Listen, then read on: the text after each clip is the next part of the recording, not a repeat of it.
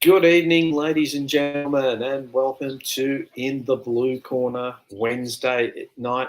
Tonight is selection night. I'm your host, Joe Lutzer, all the way here from Khao Lak in sunny Phuket. And I have...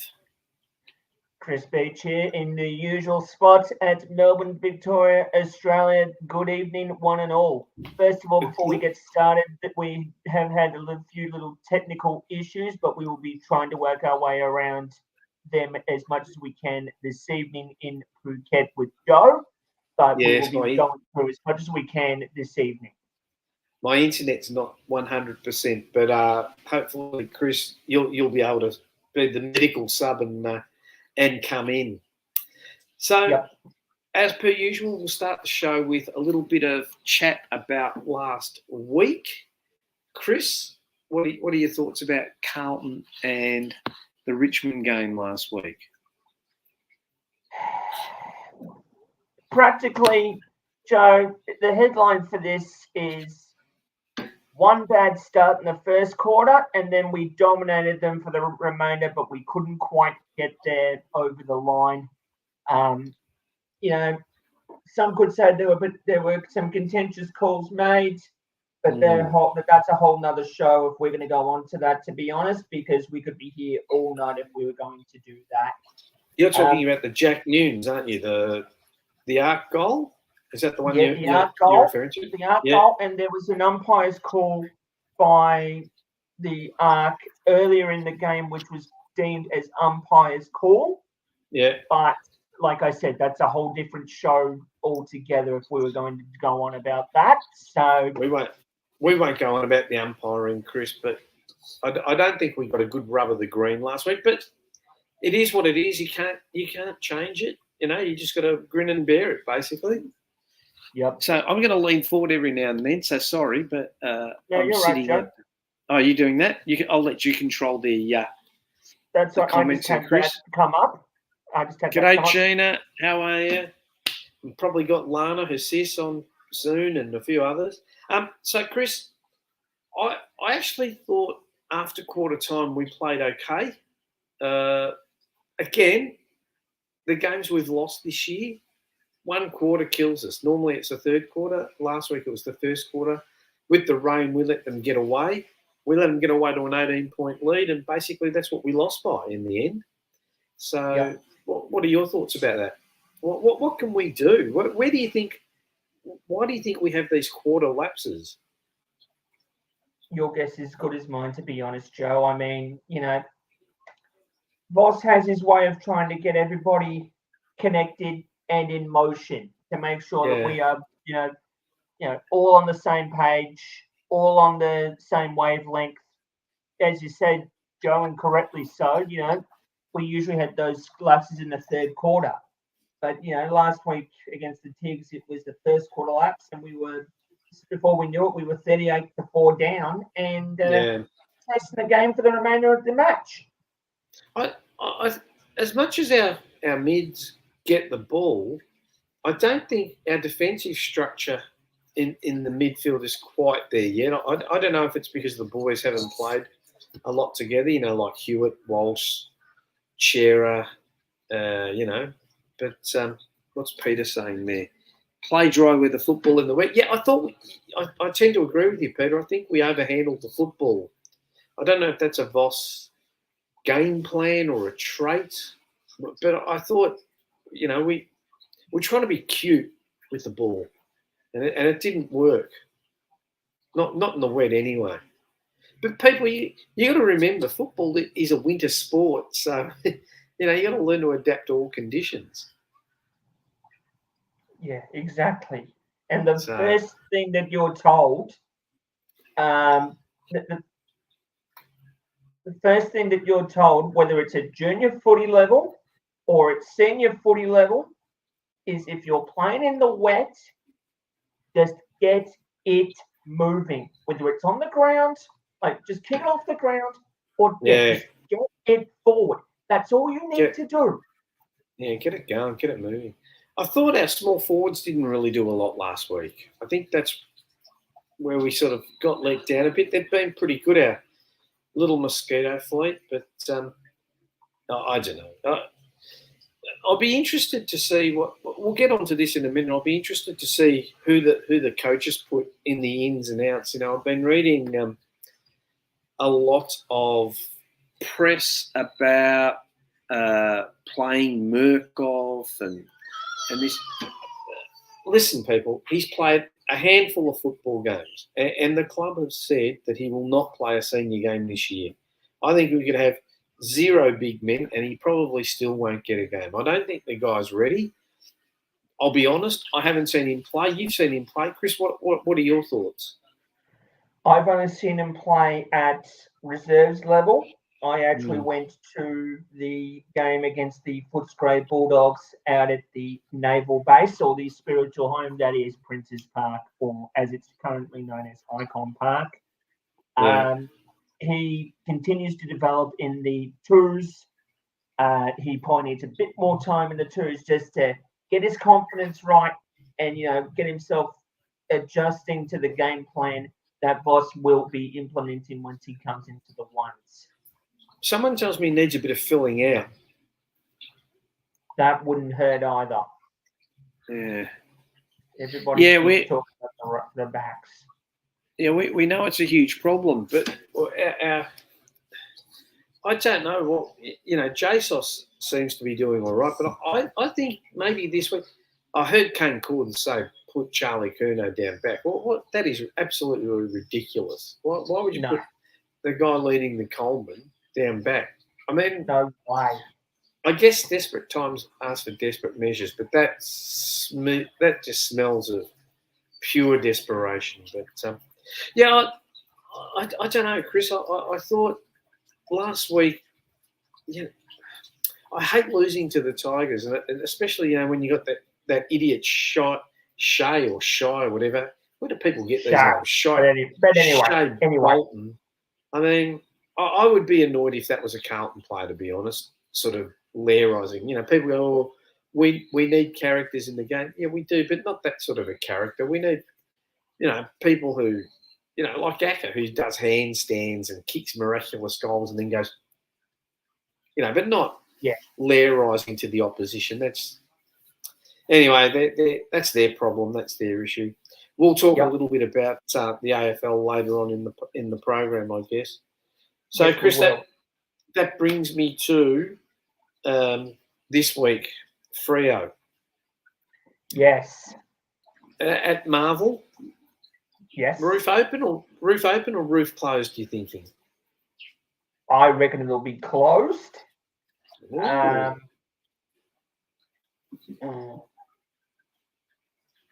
Call him Flog. I think that's in relation to Shy Bolton there. That's an insult to all the flogs in the world. Gina, sorry. Roof closed, I reckon, because if I check the weather for Saturday, let me just do that. I reckon it's probably going to be a bit cloudy. There won't be a chance of rain either way. Oh no, they're saying it's going to be 15 on Saturday. Whoa, that's a heat. That's a heat wave, Chris. You're down the beach. Hey. Well, hang on. Just on a completely different topic. Tomorrow's supposed to be 17 for Melbourne. Now that's a genuine heat wave for this time of year. Jeez, Chris. This is to Chris's boss. Attention, Chris will not be at work tomorrow. You'll find him down St Kilda Beach in his Carlton G-string, sunning his buns. That probably won't be happening too much. I'll tell you that right now. No, the girls all flock down there now, Chris. All three of them. Sure. They'll be down there. So, what do you think? Big crowd? I think there'll be a fair few. Yeah. The one thing I'll give credit for is our supporters. We are good, aren't we? We tend to go. We will usually rock up. Last week we pushed about 60,000 to last Thursday night, maybe even I think about 60,000 last Thursday night. and 65 the week before against those red and black idiots. But we will see what we have on Sunday afternoon. That was a Richmond home game too, wasn't it? Yes, it was. Because I would think that if it was a Carlton home game, we would have got more people. Because I know some of my friends didn't go because it was a Richmond home game. They only have the home membership package, and they go Thursday night. I'll sit at home and watch it. Gina, I think she's going to get arrested. Yeah, there she is. Hey, Lana, I think Gina's coming to your place. Get the Chardonnay ready, girls. Lucky this show isn't on in an hour's time. They'll both be sort of rolling around and hugging each other. Cheers to Chris and cheers to Jazz. I would have almost thought the champagne might have been brought out. Well, no, just the white wine, I think, the Chardonnay or the Sauvignon Blanc. Gina will be bringing it down from Corowa. There's some nice wineries up that way, Corowa, Rutherglen. So I'm sure she's got some nice whites for her sister. They'll probably be enjoying it. Yeah, I thought there'd be more people. I know it's a Thursday night, but hang on. No, they've got typical. The VB. Oh God, here we go. Look out. Girls on tour. Oh, look out. Yeah, I actually thought there'd be more people. I find the Richmond supporters they really drop off, don't they? I mean, I actually thought they were pretty good, to be honest. You know, we're at one of our weakest ebbs, they only had Dustin Martin missing, who's going to Sydney, by the way. You know, and probably doesn't want to get injured before he goes up and joins his mate Buddy. Oh, God. No, I'm just making that up. It's just a rumour. Yeah, I know, but hypothetically. Yeah, but I thought that there'd be more people. I suppose it rained too, so school on the Friday. It's not school holidays. I really think the AFL need to think about the fixturing, but we can talk about that later. But so that brings me to this week, Chris. Well, what are your thoughts? Hang on, Brian. Why haven't we recruited a ruckman? Well, we have, Brian, but he's Murkoff. But I heard some rumours during the trade season that we actually tried to get Stephen Martin, who's at the Bulldogs, but he accepted a Bulldogs offer instead of Carlton's. So that's what I heard. I don't know how true it is. I think they weren't banking on Pitnet getting injured, and they probably thought that all year they'd have Pitnet / TDK. I think TDK will be a good ruckman. He's just young. Yeah, exactly. And he's known to press forward when he can, and his leaping ability to take the marks as well has been quite impressive to watch if you've been known to go to games like myself. He loves the hangers, doesn't he? Absolutely. I'd like to put some money on him that he'll win Mark of the Year one time in his life during the career. Yeah, exactly. Hang on, Gina. No, I'm not around. We might get arrested, though. Rutherglen, yeah, good wines. Brian, one ruckman is poor. Yeah, TDK is a young, skinny kid. That's what we're saying. And to be honest, so is Murkoff. I mean, he's young and skinny. Yet people want to throw him in. So, look, I don't know. But, so, I wouldn't be risking Patrick Cripps in the ruck. I don't know what the theory is. I know he's big, but I don't know about that. I think this week we'll still see TDK. I mean, the one change has to be Sam Durden out. He played last week, didn't he? And got injured. Yep. Yeah, he got injured late in the last quarter. So that's just our luck, isn't it? Yeah. Yes, we should have kept the cockroach. Cover backline and ruck. Yeah, we should. Hindsight's a wonderful tool. Who's that? Fabio Hindsight's a wonderful tool. I'm surprised they didn't offer him a one-year deal, to be honest. Or did he want to? Or did they offer it to him and he wanted two? I don't know why they got rid of him. Yeah, I don't know exactly either, Joe, but one thing was for sure, he was giving a lot of Carlton supporters hair loss. I'll tell you that right now. I know. Lana, I agree. Todd Goldstein, he's 34. Please. I mean, we need a ruckman now, not next year. So I don't know. Do they recruit a ruckman? When's picking it back? Probably in a couple of weeks. Well, I was at the VFL against Footscray, like I said earlier, and he was there. He was there at the huddles when we were allowed on, and he was saying that he was at least 2 weeks away. Okay, how long ago is that? 2 weeks? 3 weeks ago, he's 2 weeks away. Well, that was when I was at the Carlton Footscray game. So that was after the game against Richmond, 24 hours after the game against Richmond. Okay. And I've heard rumours that don't be surprised if Wiedering's back. Yeah. Oh, please don't rush him back. I don't want him to go down.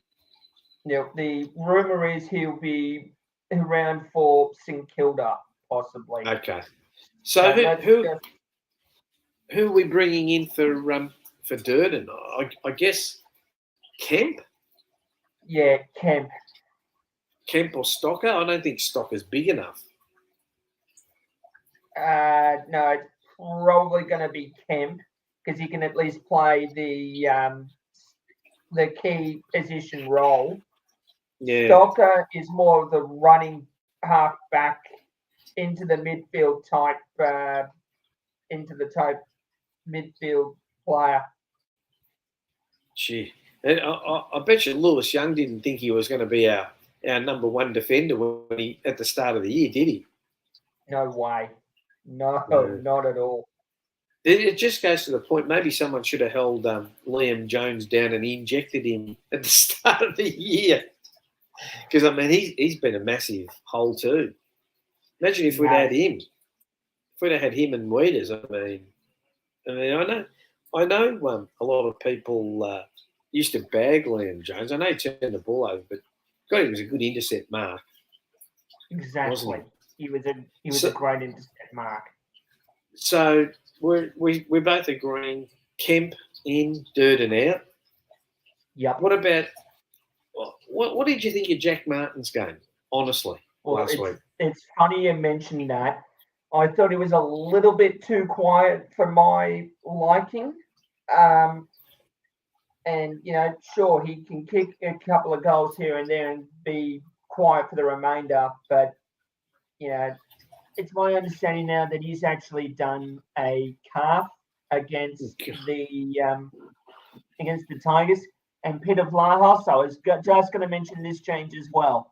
Thank you for mentioning that and taking the words right out of my mouth. Because, as I was going to mention, there was a certain someone by the name of Josh Honey who kicked 4 goals, 1 against Footscray last Friday night and is willing to take his spot.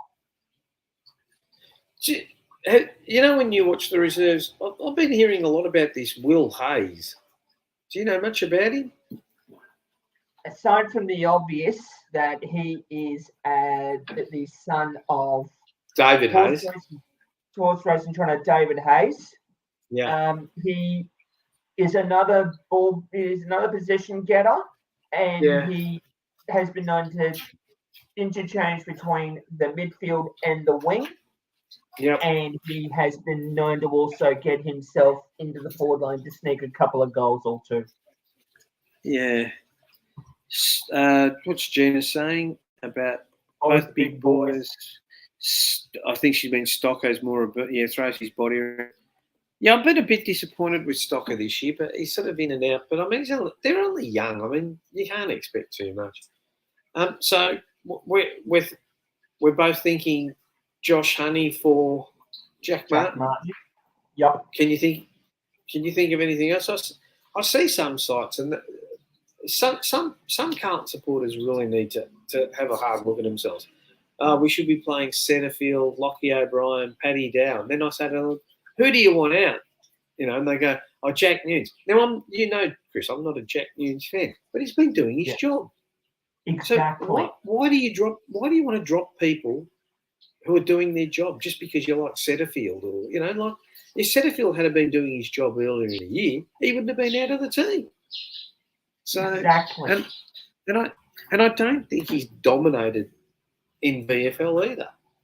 So, I mean, I'm not sure. Can you see any other changes, Chris? Not off the top of my head, but you mentioned Setterfield, 34 possessions in the VFL. But as you're saying, who are you dropping? Because that midfield is stacked. That midfield is absolutely stacked. Unless they can play forward or defence, but I'm looking. Let me look at last week's turn, and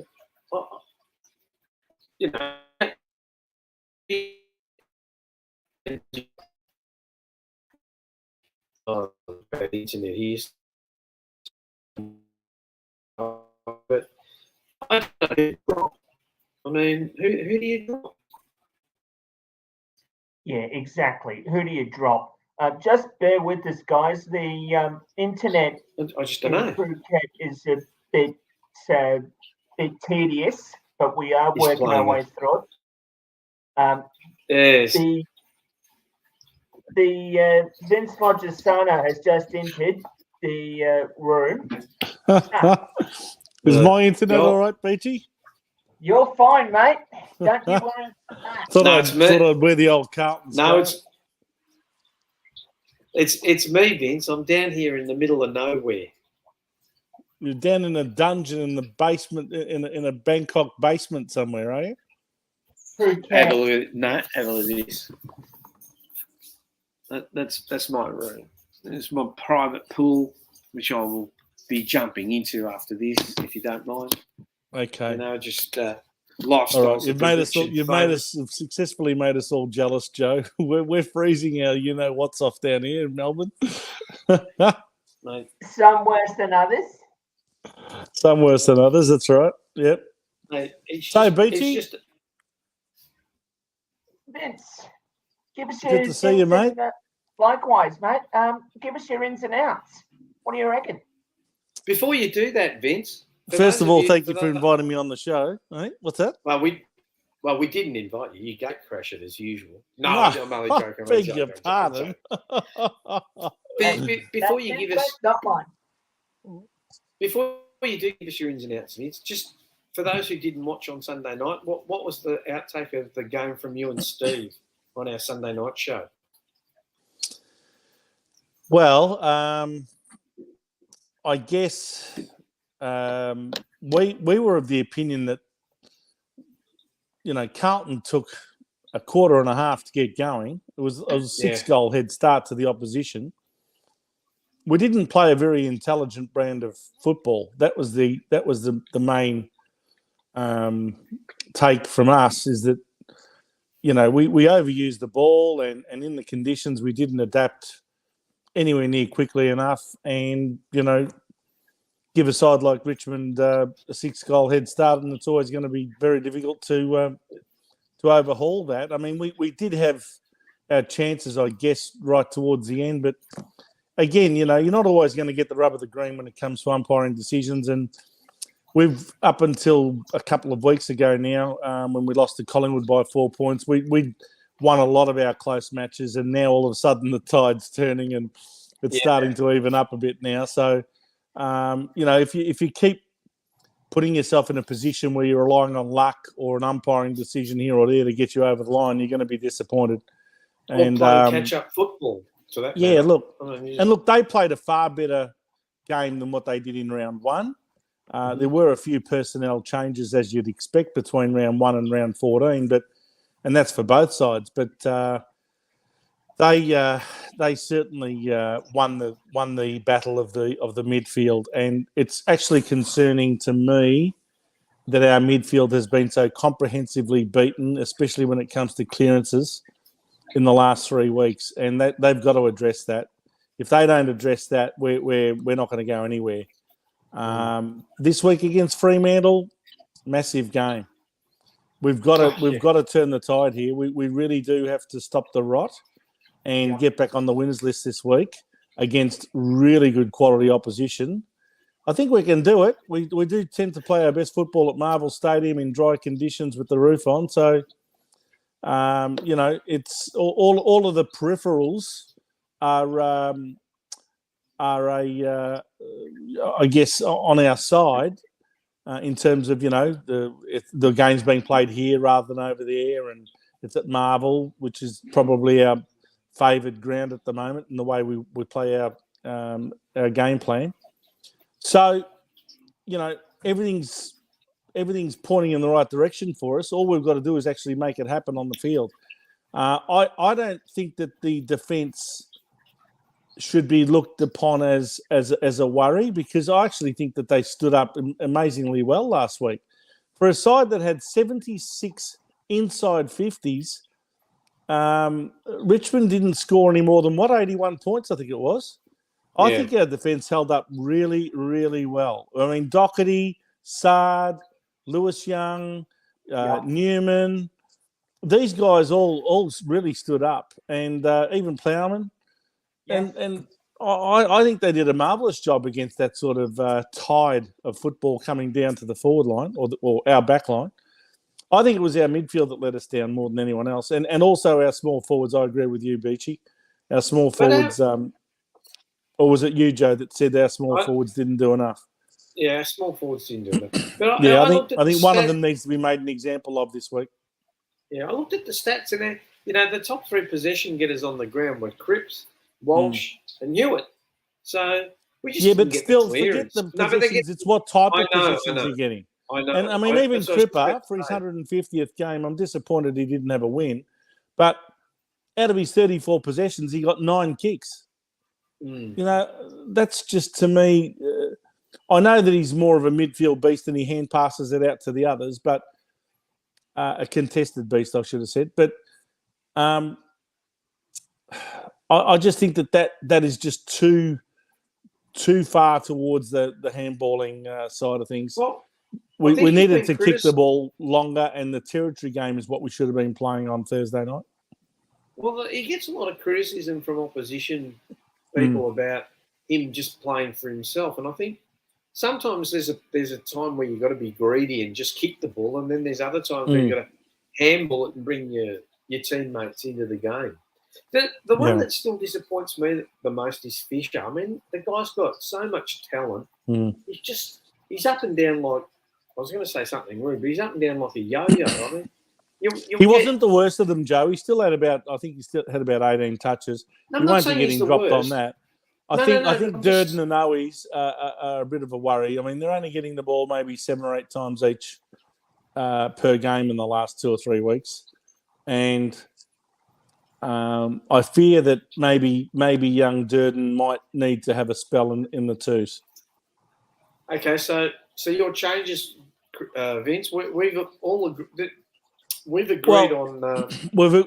You got 2 forced changes with the injury to Sam Durden, who I thought did a pretty good job down there until he got injured. And I think you're right. I think you're right. Brody Kemp's just got to come in for him, and he played a pretty good game in the VFL on Friday night, from what I believe. Or from what I've heard. So Brody Kemp needs to come in. He's our last tall option, really. We're gonna get Beachy. We're recruiting Beachy. And of course, Jack Martin's gone down with a calf injury. I would have dropped him anyway. Gee, I'm surprised. To be honest with you, I would have dropped him anyway. I just don't think he does enough. But he's out injured, and I think you'll probably see Josh Honey come in for him because he kicked, I think it was 4 goals on the weekend. Yeah, 4 goals, 1 miss. And I think that's showing some good form that warrants a senior selection. He'll add something different to the forward line. He'll be more of a lead-up type half forward, a high half forward. And I think really one of those boys, Sam Durden or not Sam Durden, Corey Durden or Matt Owies needs to be given a spell on the VFL. And I'd probably look. I actually think Will Setterfield deserves another chance. I think he's played very well in recent games in the VFL, and I would be bringing him in as another midfield option, and have one less small forward up there. Very controversial. I think there was too many as it was. What about your mate Jack Newnes? He's playing well. He's playing well. Him. No, Jack Newnes has been playing well. I think Cottrell's been playing well. Some of the other lesser lights, they've actually done enough to justify their position in the team recently, in my view. Yeah. So if our viewers can think of anything else, I think 2 forced changes and maybe one of the small forwards pretty much out. Now Vince, you weren't with us before the show. I thought we would talk a little bit about the goings on in the AFL community over the last month and the inconsistency. Just the inconsistency. I mean, the guy let's take the first one, right? 2 Melbourne players that punched on in. I don't even know where this Entrecôte is. Is it in Greville Street? Yeah, it's in Prahran. It's in Prahran. Yeah, but is it in Greville Street? I think it's in. I think it might be Greville Street. It's off Chapel Street. Yeah, Greville Street. Setterfield deserves the game. Yeah, okay, fair enough. I agree, Brian. Now, from what I've heard from a friend of mine who lives in Prahran, was that there was more than 2 players involved. Okay, and I've heard that there was a bit of argy-bargy inside the restaurant before they actually took it out into the street. Okay, and some of the other diners were a bit shocked. And apparently, from what my mate was saying, I won't tell you who he is because then he actually owns the restaurant. They stopped people pulling phones out and said stop. They didn't want it filmed because they didn't want any problem. Now, the AFL, I don't know if the AFL cleared it, but Melbourne, it hurt Jake Melksham's hand, so he got operated. So he would have got, if he didn't get suspended, he's been out. But Sam May got 1 week or something from the club, self-imposed. Stephen May. Steve May. What did I say? Sam May. Sam May. So he got 1 week. Now, then you got Bailey Smith. He's come out, taken some cocaine, whatever. I believe those photos and images were taken months and months ago. I think it was end of last year sometime. Yeah, irrespective. I don't know why people wait so long for them to come out. I don't even know. But anyway. And then you've got Jordan the Idiot, right? Who, let's face it, he didn't do anything illegal. When it's said and done, going out drinking is not illegal. I mean, maybe. Well, you know what? Okay, so we all know what he's done. So there's 3 examples. Why don't we rank from worst to least serious?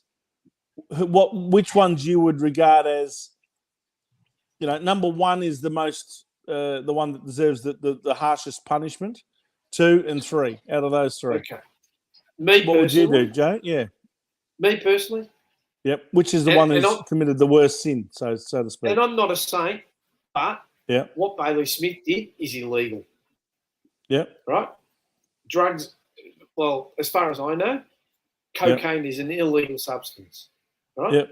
So to me, that's the worst. Yep. Right? Number 2, fighting punching in public, punching and assaulting people is illegal too. Yeah, I know, but someone has to press a charge, right? With the drugs, it's the police that charge. You can't say, "Oh, I want to charge Chris Beach with snorting cocaine," right? Yep. So the second one is probably the 2 Melbourne boys, and then, like I said, Jordan to go out. I mean, I don't care what he did, to be honest. He's just an idiot because, okay, so Bailey Smith's come out and said, it's funny how when all these people take drugs, it's because they're in a bad space and, now he's going ADHD. If you have a look at both of the videos of them, they've both got big grins on their face And because that was the first we heard about Bailey Smith having depression. Did we hear about it before? I mean, I know it's his business and it's the off-season. I think he did. In fairness, I think. Correct me if I'm wrong. Maybe any of our viewers out there can correct me if I'm wrong. But I believe Bailey Smith did take some time out, either earlier this year or sometime last year. I'm trying to remember. I don't know. Because he was dealing with some, the usual thing, mental issues, or he had mental health issues or something along those lines. I think you'll find that he took some time off out of the game recently. I think it might have been earlier this year to deal with certain issues. But to be honest, Vince. So when you say it's the first time we've heard of him having, I don't think it is the first time we've seen him. This is the problem. Yeah. A phone. Because, you know what? Bailey Smith allowed himself to get photographed. Right? Jordan De Goey, his mates took those videos. It wasn't the media. He's going, the media hound me. It wasn't the media. Right? Shouldn't De Goey be assessed? Well, that's true, but Fabio, if you know off the back of the New York incident, look, there's no doubt that when you've come off another incident where you've been charged and had to, did he go to jail over there or did he avoid jail? I'm not sure. No, he avoided it. Okay. But nevertheless, they were pretty serious charges and he had to get lawyers involved down here and all sorts of things. So, it wasn't a good look, that's for sure. I mean, whatever he did in New York was considerably bad enough for police to get involved, for charges to be laid. They were going to throw him in jail and all sorts of things. So, yes, I think Jordan De Goey, that just goes to show you that he can't be trusted. The problem with Jordan De Goey is he is an untrustworthy person in terms of being able to go somewhere and be able to expect him to behave. He just clearly finds trouble and trouble finds him. He's one of those types of players that doesn't matter where he goes, he's going to find some trouble. But if we take this as a case of law, the judge won't bring up any previous convictions, right? What it shows me is, one, he can't be trusted, right? Yeah. And two, he needs to surround himself with better friends. Well, look, there are some players, Joe, that it doesn't matter what you do to try and help them, they will never help themselves. And you've got to get to a point where people have to take responsibility for their own actions. But they don't. This is just it. Everyone plays the mental card, or I've got ADHD, or I've got this problem, or Ben that. Cousins was another one who hung around with the wrong types of people and got mixed up with some pretty shady characters over there years ago. And we all know what's happened to him. But the club knew about it. So this is my point. Like the AFL of this, let's have an Indigenous round and let's have the be nice to women round and let's have a LGBT round. But then when it comes to these actions, they're nowhere to be seen. Yeah. Imagine that was your Imagine that was your daughter, Vince, that Jordan De Goey was with. Yeah. How would you feel? Irrespective of whether your daughter said, I didn't find it offensive. How would you feel? I mean, you'd want to punch his lights out. Look, again, I'd be questioning my daughter's intelligence of hanging around with a bloke like that. But anyway, at the same time, look, I agree with you in one sense. From a legality point of view, I thought Jordan De Goey's situation was really minimal.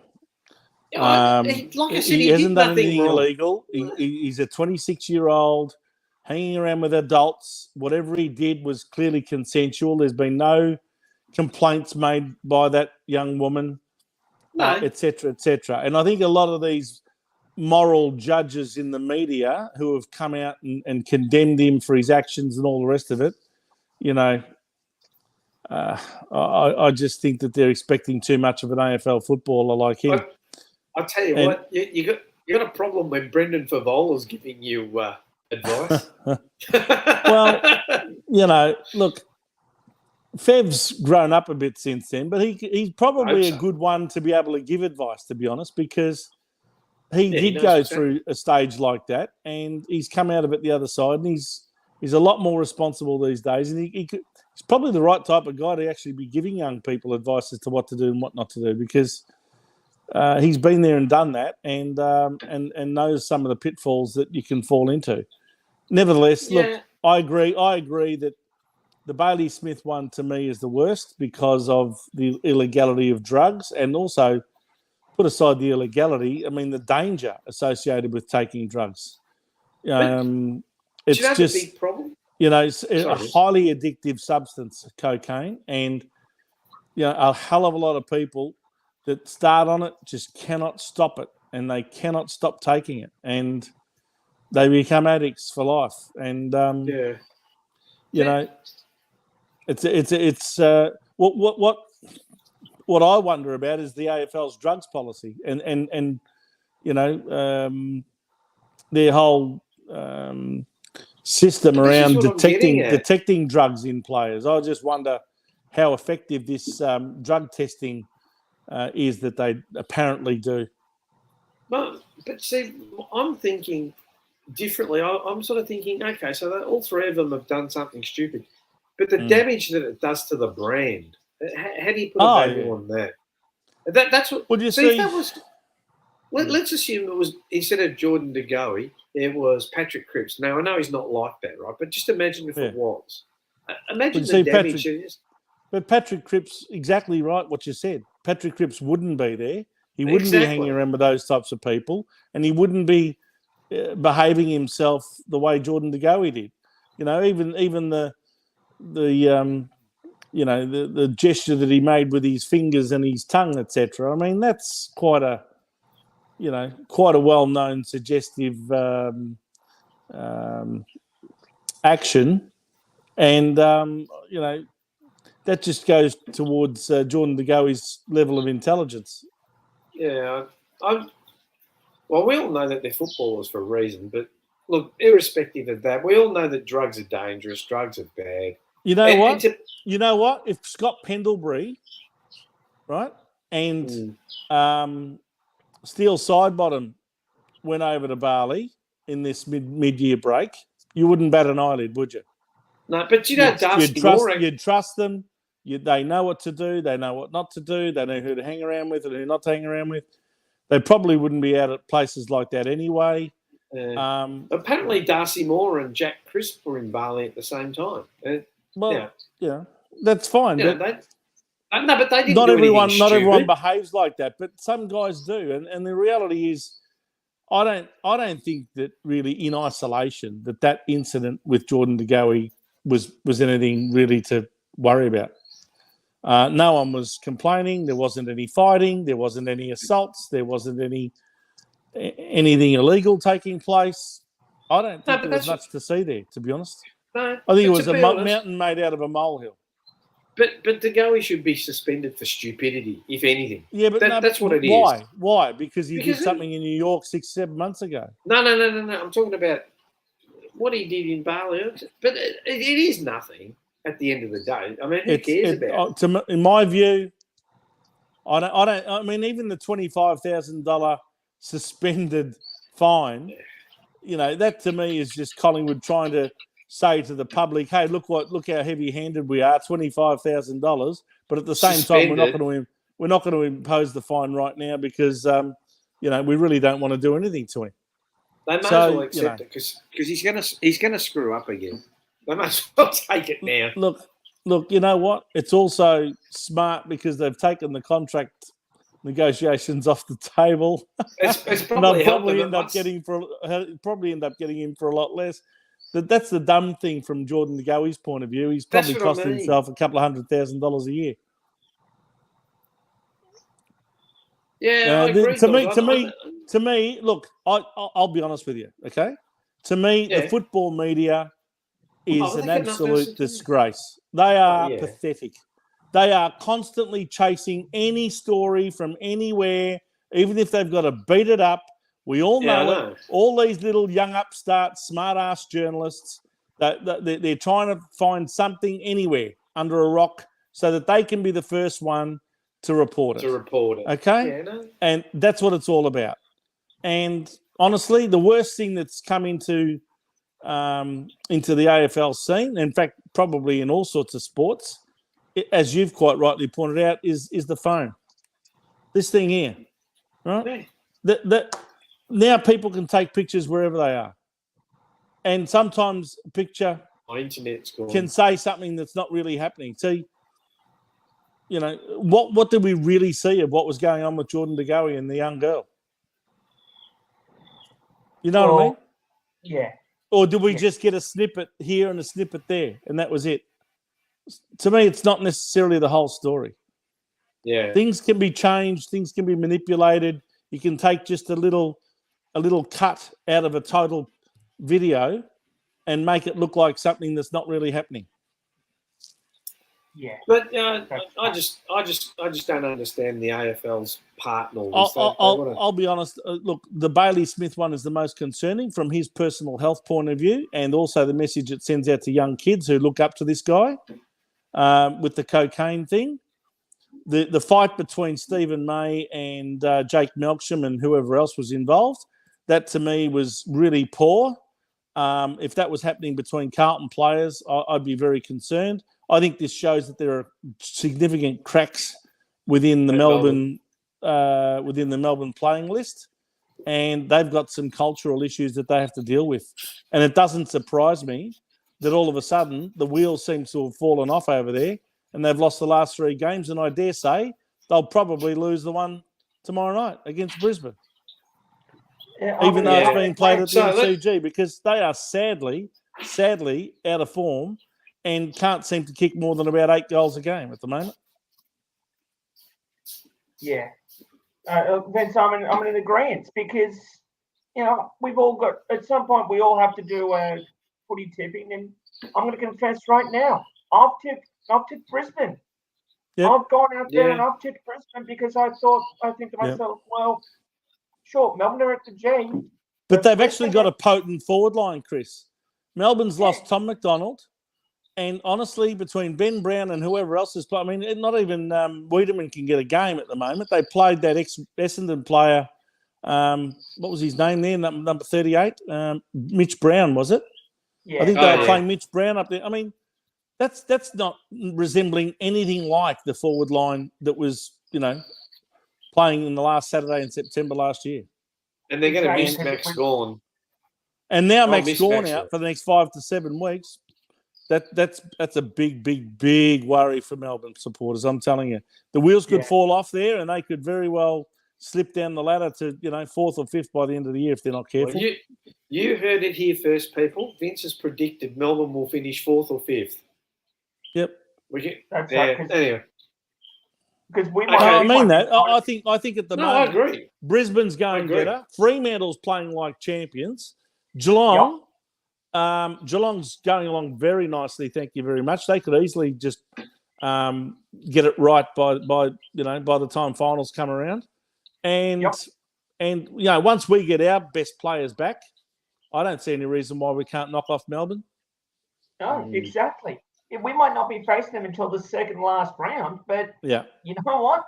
Yeah, we're going to be getting ready for them. We're going to be getting ready for them at some point. Yeah, Rocco, I agree with you 100%. G'day, Rocco. He's talking about the Goey. Did nothing illegal. Couldn't happen to a nicer bunch of. Yeah. Anyway. Yeah, but you know what? You might say that about De Goey. De Goey is an X-factor player. And people go to the football to watch players like that play. I heard what you guys said about Shea Bolton before. To me, I actually like players like Shea Bolton who are a little bit out there and they're not afraid to show a bit of personality. The game needs it because it has become so bloody clinical and so sterile. And the media, of course, has almost forced players to go into their shells and not show any semblance of personality at all. It makes me sick the way this game has become so damn sterile. And we shut down anyone who has a little bit of flair and a little bit of pizzazz and a little bit of showmanship.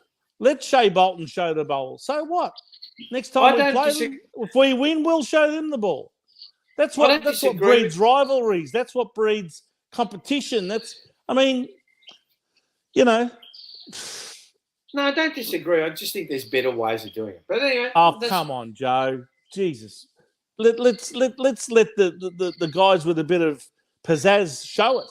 You know, this is why we go to the football, to watch guys like that play. Well, let's bring back Jacko Jackson. He used to do the handstands. Bolton did nothing wrong. Rocco's right. You don't like it because it was in your face. Okay, we don't like it. The next time if we beat them, we'll show the ball. We'll put the ball in his face. So let it happen. Yeah. I just don't. We want characters and larrikins. Yeah, exactly. Not robots. Well said, John. I'll kick you off the show in a minute. There you go. Listen to this. Goss thinks we're going to win the premiership. Now, guys, have you been hanging out? I think he's been hanging out with Bailey Smith, doing the same. I called it on Bleed Blue for Life, and we'll announce it now. Carlton will, with 5 L's, or is it 6? Win the game, 22. Big guns returning at the right time. Yes, I am not pissed. I never said you were pissed. I think that's a dead giveaway that he is. Yeah, probably. There's problem. So anyway, let's get on to Friday night's game. We have to wrap it up, or I certainly have to, guys. So I'll have to head out and pick up my daughter in a minute. It's nearly dinner time, and I've got a swim to get in before dinner. So sure. Beachy. So on to Saturday's game. Let's do that. Go Beachy. Predictions. Look, Freo will give us a good test. We're back at our home ground where we've played them, where we've played better football this year. I think most Carlton supporters will be agreeing with that. Let's not beat around the bush here. Fremantle will beat us. Will give us a push here. I reckon we'll win by about a goal. It's going to be close. Okay. Mm-hmm.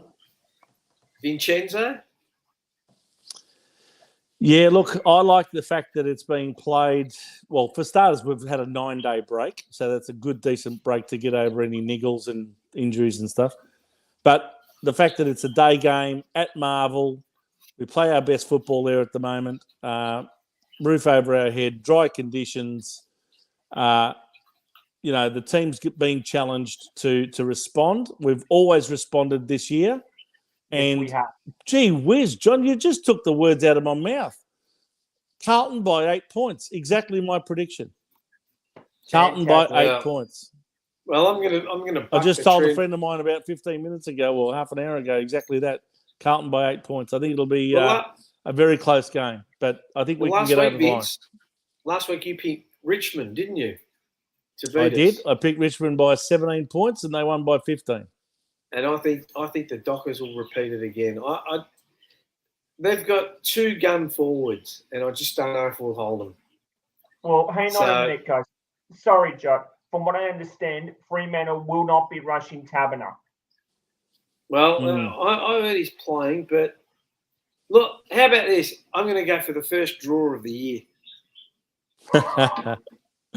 Yes, John, we are from the same old school. Draw. Let me go. Keep going. I picked Richmond 15. Well, why didn't you tell us, John? Could have had a bet. I'll tell you who else picked 15. Richmond by 15. Marcello Sebastiani on the jumper punch. He said Richmond by 15, and he was 100% right. Rocco, it's going to be tough. He'll be squeezing cheeks on Carlton by 3. He's a good one, Rocco. He's a good one. Love Rocco. I'll be squeezing my cheeks for another reason because I've eaten too much chili here, Rocco and Bangkok. So look, that's all. All I can say about that result, Rocco, is all right. Man, telling you. I'm telling you, man. Now listen. We're gonna wrap it up. Come on, no bad. Anyway, you might as well give him a plug now, and he showed the jumper punch next Tuesday night. Next Tuesday. Don't forget, we're a friend of all the Carlton channels here. Blue Abroad. Goz put up his Bleed for Life. Bleed Blue for Life. Did John say something else? It's going to be tough. Oh, no, that's Rocco. Sorry. My glasses are fogging up. Thanks, Chris. Thanks, Vince, for joining us. It's a Don't pleasure. forget to watch. Don't forget to watch Pleasure as always. Vince and Steve on Sunday night. Sunday they'll night, give 8 you o'clock. Yeah. They'll give you a wrap up of Saturday's game. I keep thinking it's Friday night. Yes. But big crowd, I think there'll be, Vince, on Saturday. I would expect 40,000. That's at Marvel, yeah. Yep. Mainly Carlton supporters, but I'd expect somewhere around 40,000. Well, If we can't get 40,000 between ourselves and a team that's basically, equal first on the ladder, there's something wrong. Yeah. What's Goz say? Carlton flag. Yeah, okay, Goz, we'll believe it. So don't forget, Jumper Punch Tuesday nights. Don't forget their channel. I watched the interview with Edge Christou last night. Very, very entertaining. And if you haven't already watched it, there's a fantastic interview with Michael Jamison, which premiered tonight. If you haven't watched that, get onto YouTube and watch that one too, because I haven't seen that yet. That's worth watching. So that's worth watching. Boy is Michael Jamison. My Blue Heaven. Yeah. My Blue Heaven with Heath Buck, My Blue Heaven. He's a very good analyst. Pommy in Oz. Pommy normally comes up, but Pommy's very good with the analytics for the younger crew. I'm not really into all that, but he seems to do a very good job at all that sort of stuff. I don't know why, because he likes football. He likes soccer, which I guess. But anyway, all right. So let's hope that we have a win, and we'll see everyone next Wednesday night. But before that, on Sunday night with Vince and Steve. So it's good night from me. Seeing you then. Good night from me. And it's good night from them. Good night. All right. Bye.